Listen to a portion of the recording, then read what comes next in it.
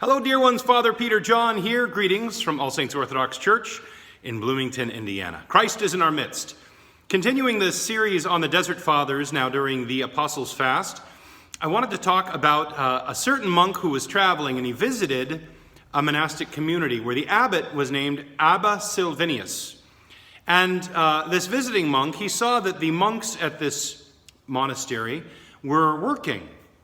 And so he said to Abba Silvinius, he said, "Work not for perishable food, for Mary has chosen the better part."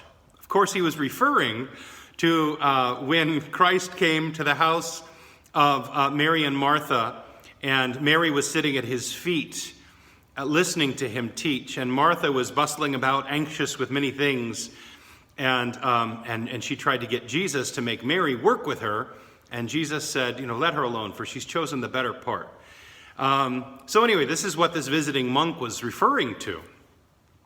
So Abba Silvinius takes one of the monks there and says, "Please show this dear brother to a cell and give him a book to read." And so this visiting monk goes off to a cell, and he is reading his book. And the time for dinner comes and goes, and he's sitting there and he's patiently waiting for someone to come and get him for dinner. But nobody showed up. So this visiting monk went and found Abba Silvanus, and he said, "Abba," he said, "have the other monks eaten yet?" And Abba Silvanus said, "Well, yes, of course." And he said, "Okay, well, how come nobody came to get me for dinner?"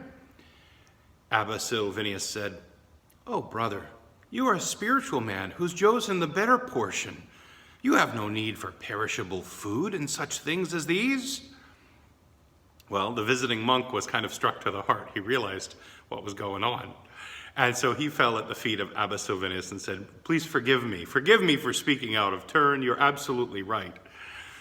And so Abba Silvanus said something to him that is just spectacular. He said,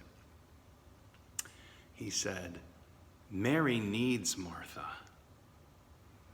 He said, "As a matter of fact, it's because of Martha that Mary was praised." Isn't that an interesting reflection on that gospel passage? Mary needs Martha. So, what does this mean for us? Well, it means we're not supposed to get lazy.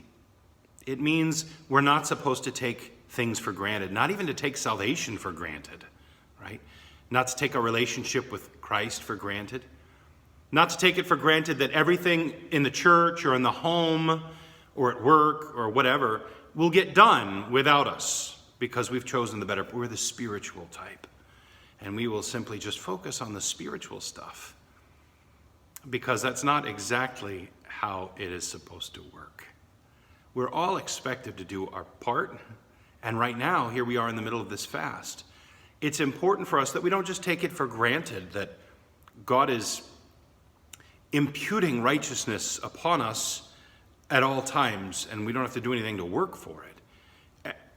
Actually, the exact opposite is true. It's not that we're working to get our salvation somehow secured and there's this transactional thing going on. That's not it. But Jesus made certain statements that assumed we were going to be working, right? Jesus said, when you fast, he assumed that his disciples and his apostles, his followers, that we were going to fast. He expects us to pray. He expects us to give alms. He expects us to visit those who are in prison, to minister to those who are sick. He expects us to do all of these things. And in doing these things, we're doing them for him. And in doing them for him, we're drawing closer to him. We're learning more about Christ. And we are deepening our relationship with him. So, lest we get our book and relax and let somebody else do all the work, it's important for us all to do our part and to find out what it is that we can do to help other people, whether it's in our house, at the church, at work, whatever, that we go out of our way to do our best. And in so doing, we will be living icons in the midst of the people. Christ is in our midst. He is and ever shall be.